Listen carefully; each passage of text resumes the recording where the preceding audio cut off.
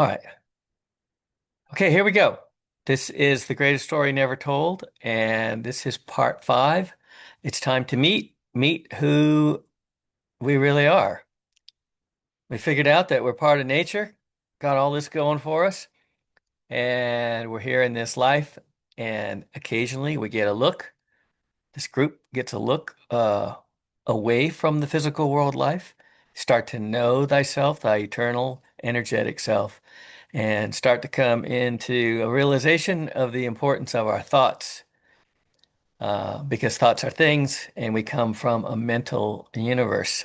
And that's sort of the whole point of us is to get our emotions, our intentions, our feelings up in that high level and hold it there as best we can.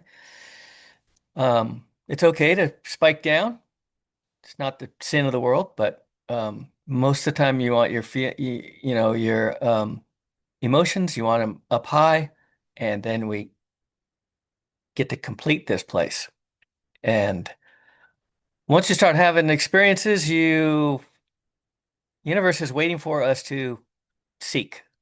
They want us to genuinely seek, not join a cult or a club or religion or whatever, to look inside and genuinely ask, who am I and what am I doing here? You have to mean it. And when you do that and the door opens and you're shown things, you have to gratefully, wholeheartedly get on board and say, I get it. I'm a temporary gift, a temporary miracle, and I'm here to do great things, and I come from somewhere else. Um, and again, you have to mean it. You have to absolutely mean it. They can tell. So I went through this in my life, and I had a seeking phase right after Rick Strassman's book and the video and the book. I highly recommend it. DMT, the spirit molecule. My NDE was reproduced by him in his studies at the University of New Mexico. And when I read that, it blew my mind. And so I went looking for answers. And I was in Costa Rica a lot, more than anybody wanted me to be. The family was all wondering what's wrong with this guy. And I was screwing around mostly, looking at properties, wanted to build a retreat, surfing, usual hijinks, I guess. But I also knew that I was in a place where DMT was legal and there were shamans around, and I bumped into some. And so I drank ayahuasca a handful of times around 2011, 2012. Um, and what I can tell you about ayahuasca is, I've said this before, is that when you drink ayahuasca, the left brain and the right brain are swapped. And the right brain is now in charge and it's driving. It's come forward. Normally, our divine mind is hidden in the background, sort of a passenger. Um, but when you drink ayahuasca, then it comes forward and the left brain goes into the back seat. But I think it may be even more profound. This thing, it's called hemisync, where you have this awakening, this kundalini rising, and the two hemispheres of your brain synchronize so that you're thinking, you're a physical world being, temporary, but you've got the all the content of the divine you and everything that's associated with, which is infinite. So that's what's coming through. And when you drink ayahuasca, like I did, the whole spectrum opens up to you, and you're bouncing from the perspective of the soul and the physical world self and the higher self. And beyond that, you're bouncing between the Father, the Son, the Holy Spirit, the id, the ego, the superego, the subconscious, the conscious, the superconscious. you're bouncing between all of those, and it's it's crazy. But it gives you a perspective of your physical world self, and you start thinking differently after that. So when I drank ayahuasca, it takes about an hour. You're out in the jungle in this covered area, this pavilion. Um, it's really super cool. It goes all night, and so I drank, and I didn't think anything would happen. I thought it was folklore. Thought it was, I didn't know what I was thinking. And all of a sudden, the roof of the place at about 45 minutes, the roof just came off, and I was looking out into this giant spiral, and there was light streaming down from it, incredibly bright light. There was a tangerine light coming off. I looked like I was looking up a strand of DNA, and there was tangerine light coming, just going right through me. And then in another place, there was this like rose colored light. It looked like uh, light being shined through hard rock candy, like a arc welder was welding on the other side of this candy, and the light was coming through. And it was it was crazy. I was, I'd only drank a beer in my whole life, and it was never and I only drank like one or two beers a year. That's well, how much of a Boy Scout I was. And all of a sudden to do this, the most powerful psychotropic plant in the world, was a really foolish thing to do. And I don't recommend it. I recommend knowing what you're getting into. I thought I knew, but I did not. So I was looking up this, and it scared me. And I said, man, I've really done it this time.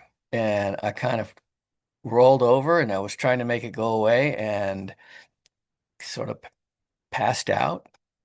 And I woke up over my bucket, because you throw up when you drink ayahuasca. And especially if you're with some guys from Colombia and Amazon, Taita Juanito and the shamans that work for him, these guys are not screwing around.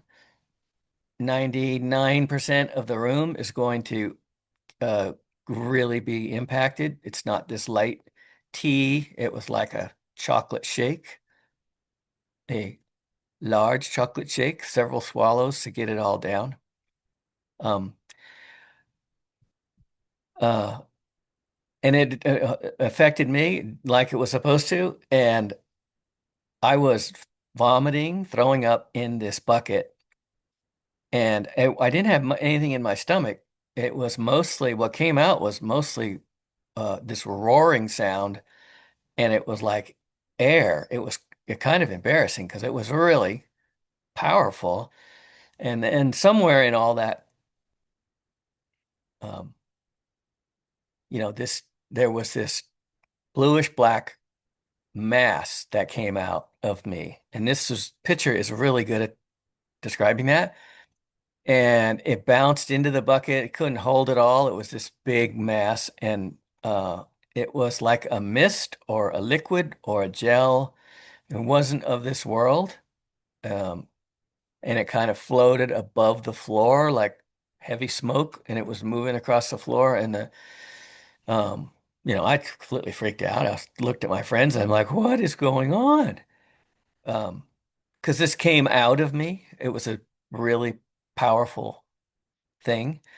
And the shaman saw it, and he sent one of his guys over and told him where to sweep, and swept it out into the jungle. So it went on its way, and then the evening went from there. But that was the strangest thing I'd ever seen. And, if you read Terence McKenna's book, True Hallucinations, he talks about Ecuadorian shaman who do this routinely. They collect this energetic entity, is what they call it, energetic energy that is part of our history, trauma, and it collects on our soul, and in an ayahuasca ceremony, it's not believable. In an ayahuasca ceremony, it is removed. And this is why it's called a healing ceremony. And Terence McKenna writes about this that these shamans would collect it and spread it out on the floor, and they watch it like it was a TV, and it would show some traumatic event in the past. Were really crazy, not even considered possible to even think about it. But you also find it in Eckhart Tolle's book, A New Earth, and he talks about a pain body, this trauma that we carry, emotional baggage that we carry. The two of them are telling the same thing. This is what I found out. It's real.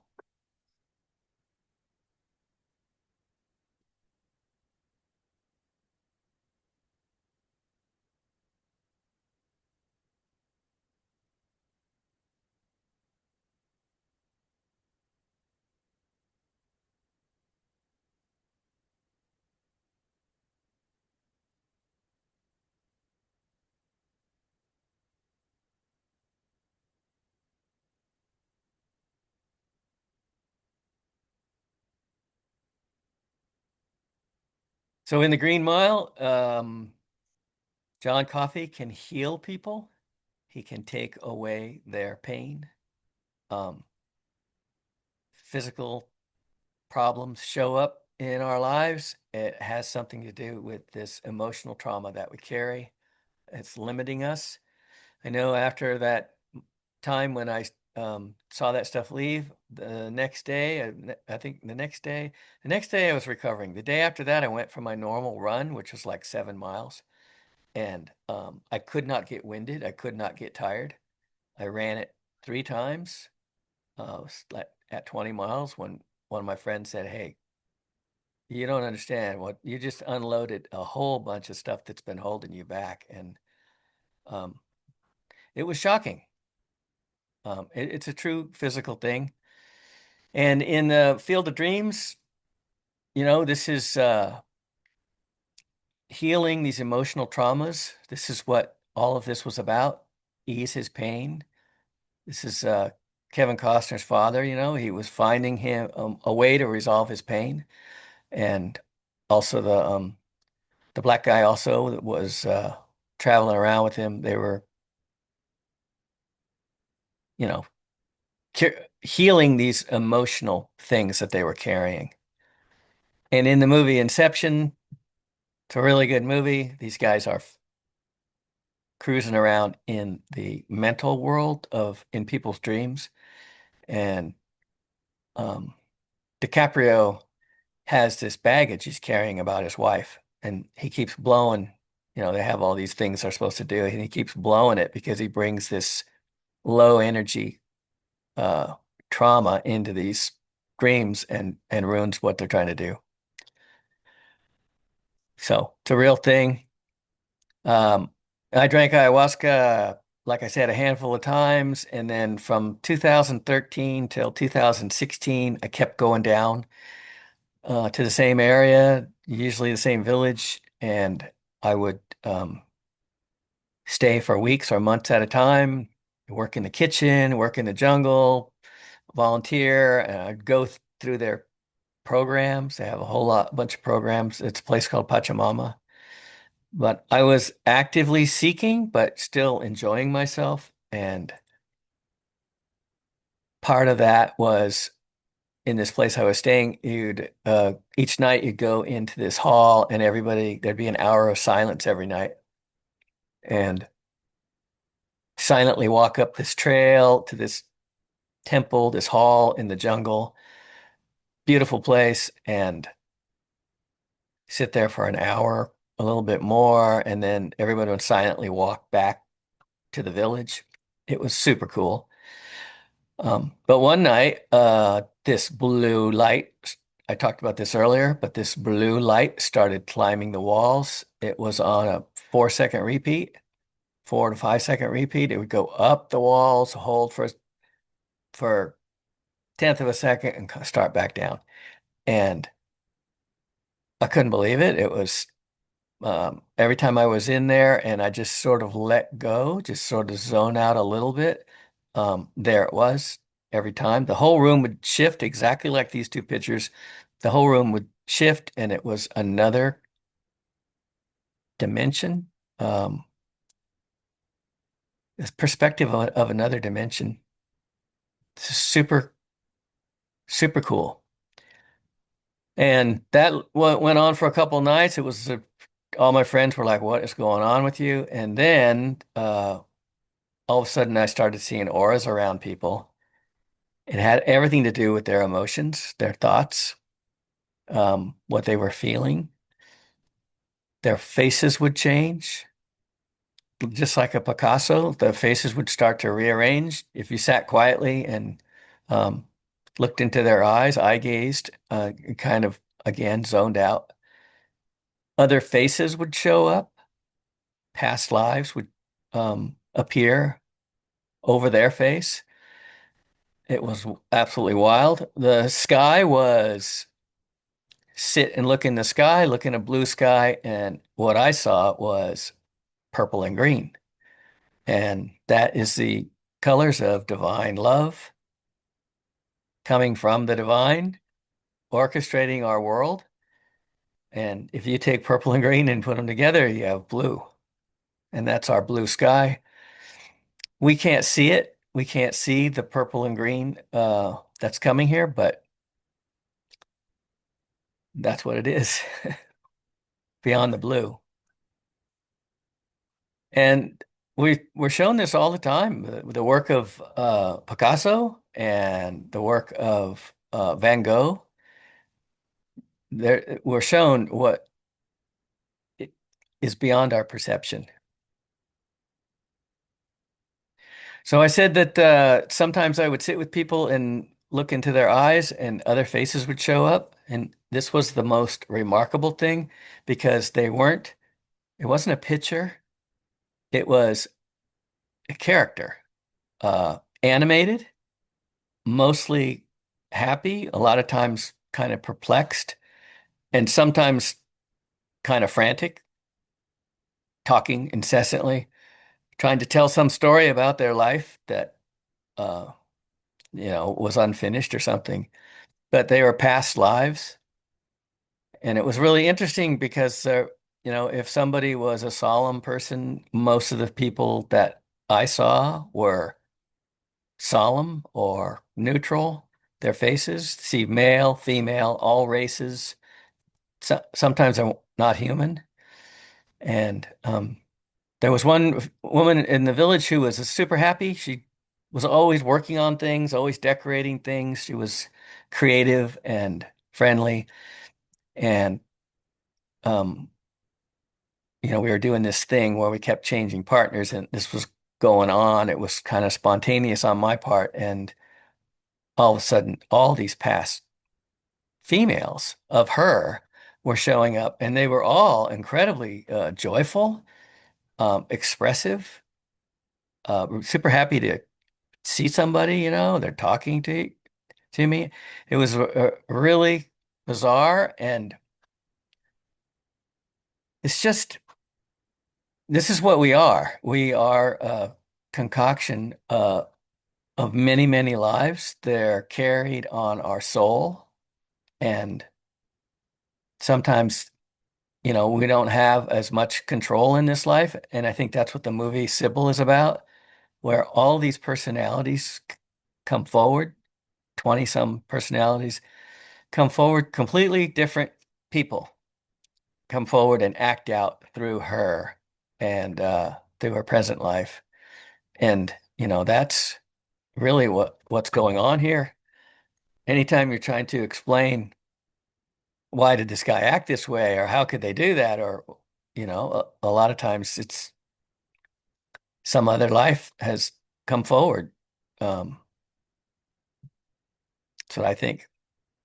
And on the Jeff Mara podcast, this guy Coda comes on and he talks just about this, about how you can sit with another person quietly. It doesn't take long, a few minutes, and um, you'll see other lives pop up. And he, right from the get-go, he said it is the mind blower of all time And I agree with him.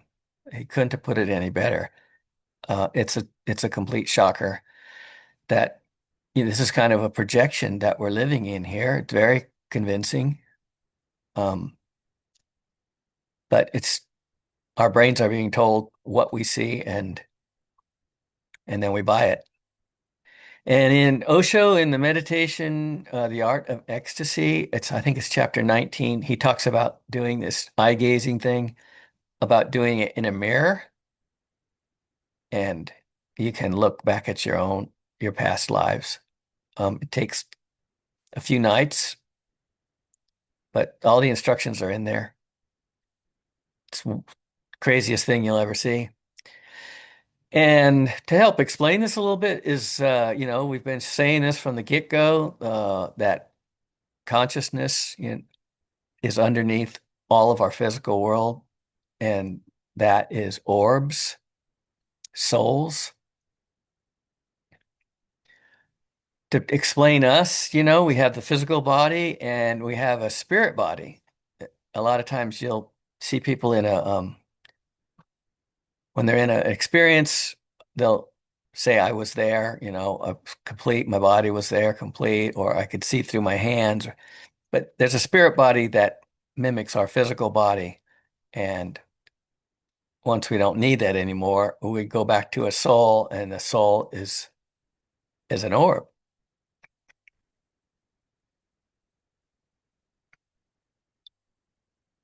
But it's really way more than an orb. It's We are infinite. When I had my near-death experience, I expanded out and I was this huge expanded cloud. It seemed like I went on forever. We're energy and we are, we expand out infinitely. We're just here temporarily in a physical form, uh, having fun. And orbs in the afterlife. If you, I talked earlier about photographing orbs. You could go out into nature and set an intention and orbs will show up and you can photograph them. And some of them, if you look closely, some of them will have faces in them. And, this is this thing that we have many, many lives, and the information from that life is stored on the soul, and the soul continues and the physical life ends, and all the information about that is stored on that soul. We talk about again, with the higher self, the soul, the self, the Father, Son, the Holy Spirit. This is what we are. But there's another way to look at it. Tom Campbell puts this out that,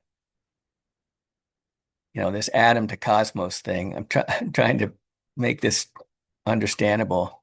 But this atom to cosmos thing is, he calls the vast universe this larger consciousness system, infinite universe.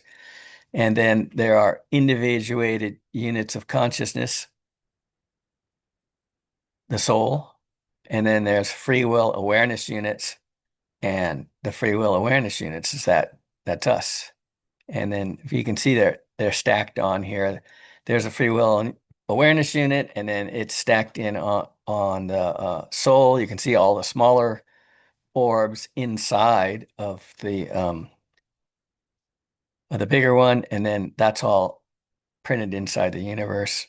And it's just one big continuous energetic experience.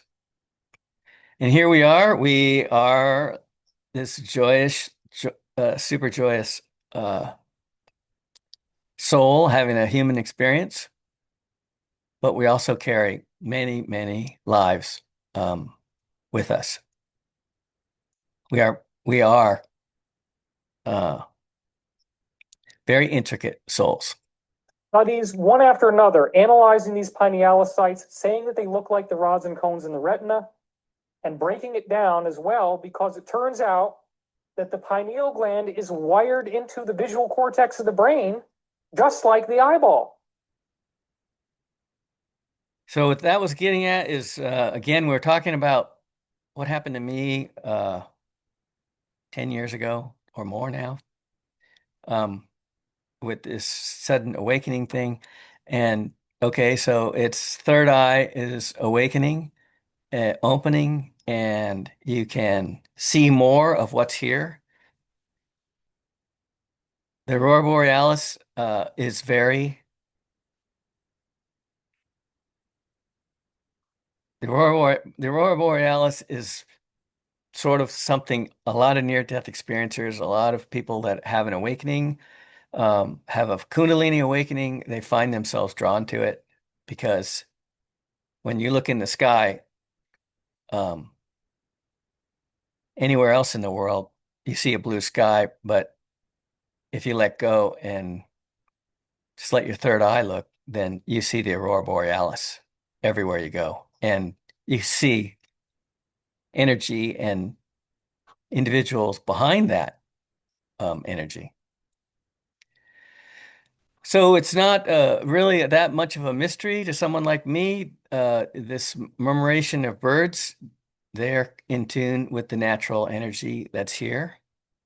Schooling of fish, the PhDs can't tell you how they do this. They don't have a pat answer, but they're following the energy that's really here beyond the illusion.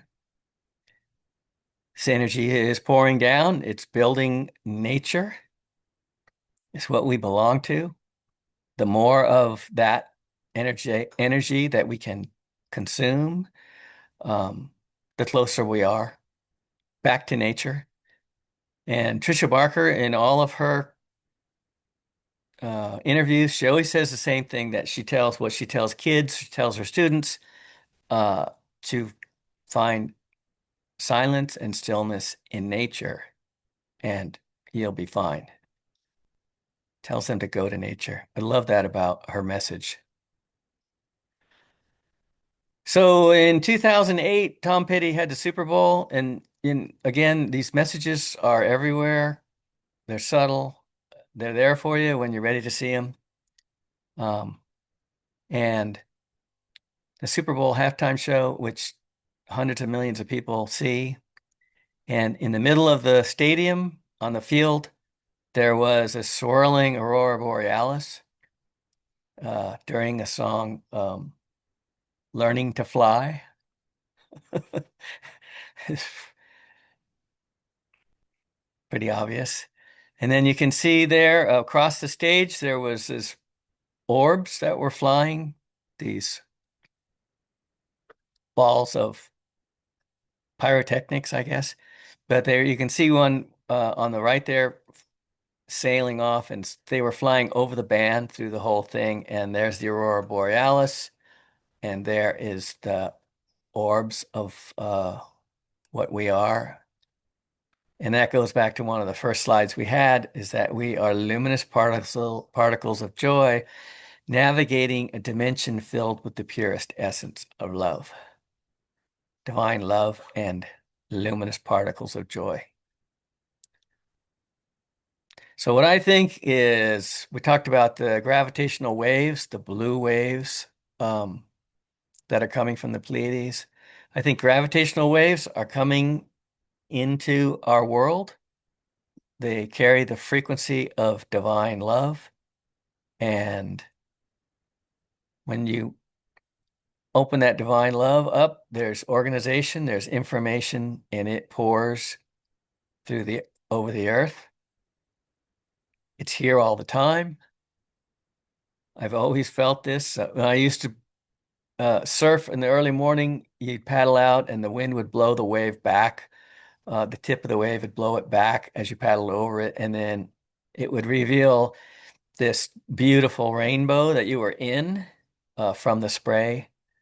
And I used to think it's not that it created a rainbow, it's that it created the ability to see what's already there.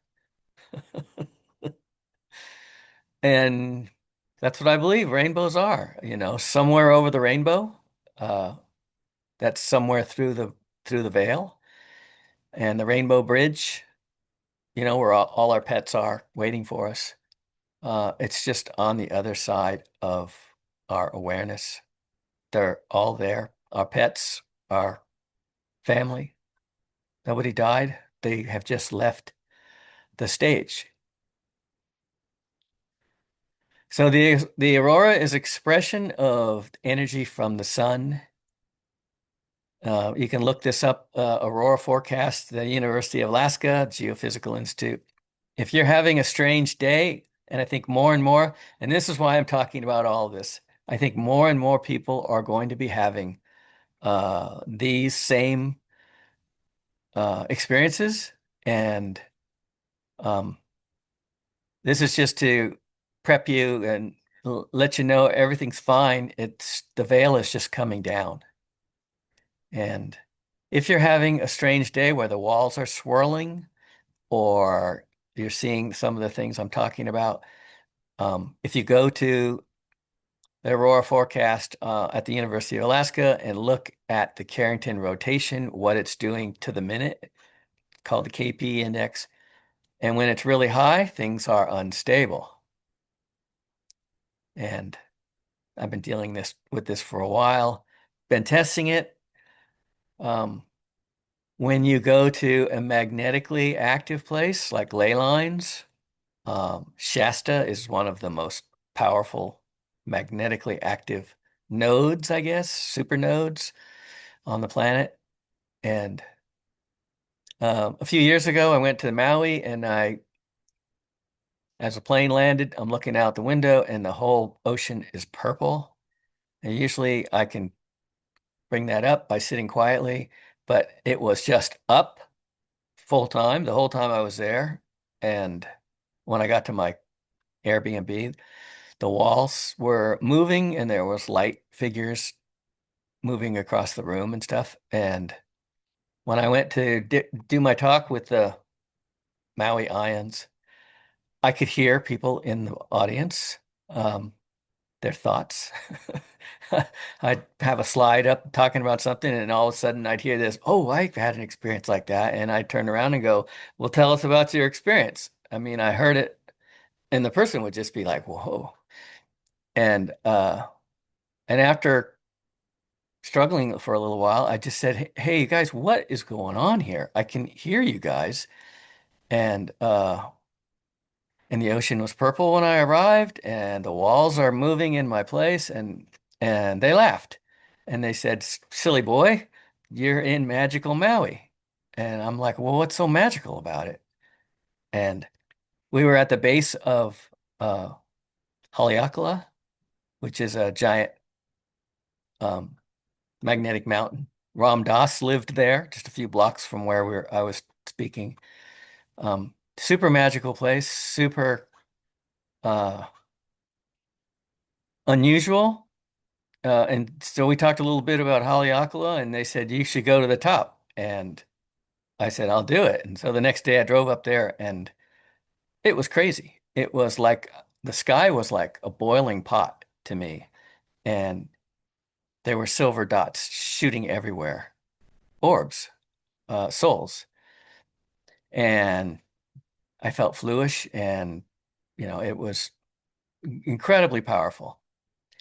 And when I came home, you know, my wife and I looked into it and I said, Shasta is supposed to be something similar. And the next time that the Carrington rotation spiked, the Aurora was going to be strong.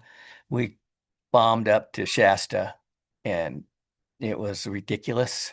Um, for me, it was like being handicapped. Could hardly walk, from the car to the up the trail. Everything was just spinning, and we went to Ascension Rock, which is considered a very powerful place. And we were driving around, and I said, "Oh, let's check out Ascension Rock." And we passed the thing, and I said, "Let's just cut through the forest, old forester." And so we pulled over, and I'm hot footing it through the trees, and my wife's going, You don't know where you're going?" And I said, "It's straight ahead." And we weaved through campgrounds, went right to it, and I climbed up on top of it, and it was ridiculous, out of this world experience. So it's really powerful. The the divine electrical energy from the sun combined with the magnetic energy of the earth running on the ley lines in the nodes. Um, these are very powerful places. And again, the sun is, I'll always go back to this. And this movie just came out from David Icke called Sunspiracy. Um, how we've been led away from the sun. And you don't have to fall for it. You can get up tomorrow morning, put your feet on Mother Earth, your bare feet, and face the east. You don't have to look at the sun. But if you did, you would see this maroon circle spinning wildly in both directions and pulsing, uh, several frequencies pulsing. It'll be looking up a tunnel. I really recommend it. Um, I've said this before that the eyes are the windows to the soul. Why not open the windows and let some light in? And this cartoon thing here, you can tell that, I mean, it's telling you you clean up your diet and your approach to life and the way you drink water, and you start to vibrate. Literally, you start to vibrate and you start to return to the sun, where we come from. And you get up in the morning and uh, check it out. You'll see that it's vibrating wildly.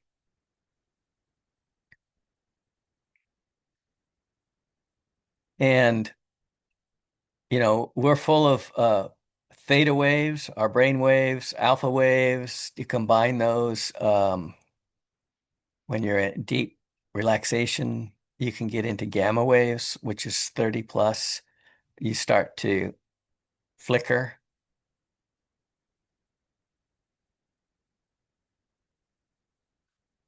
And the Schumann Earth frequency, it's similar um, frequencies.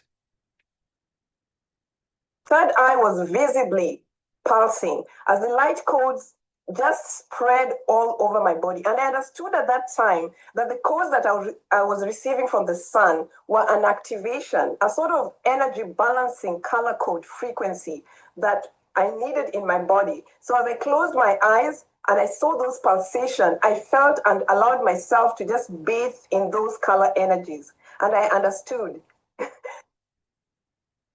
Um, I love her energy, and she was on YouTube talking about same thing is looking towards the sun. You don't have to look at the sun. Just face the sun in the morning, and those color codes that are lacking in our DNA get reintroduced, and everything changes. We see white light, but there are all kinds of colors coming from the sun. It's stored in the energy from the sun is stored in vegetation, in plants.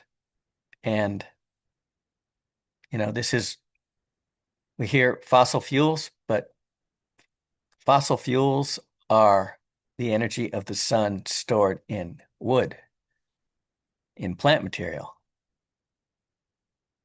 This is why oils are so important, um, like olive oil. That is so good to get, an ounce of that in your body a day. You're just putting light from the sun, filling yourself up with light.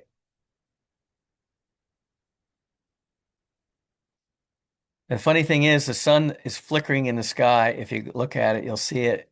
The same cadence is flickering in a candle. If you look on the ceiling, if you're having a wood fire, and you'll see that flickering, it's the same cadence. It's all the same energy. It's all on the same broadcast. And when you start absorbing this light codes back into your system, you begin to flicker. That's what this ancient painting is telling us. You begin to reconnect with who we really are, divine energetic beings.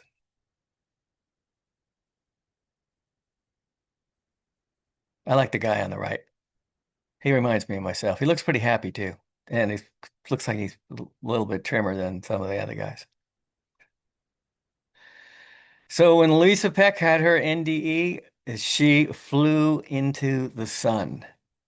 And she flew right through a filament of the sun and she was home. She was with light beings and she didn't want to leave. If you ask a child to draw a picture of the sun, they always put a smiling face.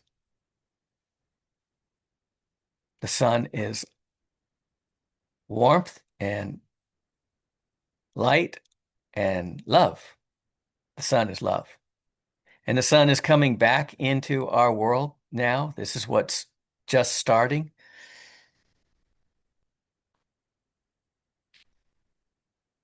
So many ancient cultures, they worship the sun. They adored the sun. I think I know why. So I'm going to stop there, and I've got 2 short videos left, and then I will be retired. I hope you're enjoying them, and I will see you on the next one.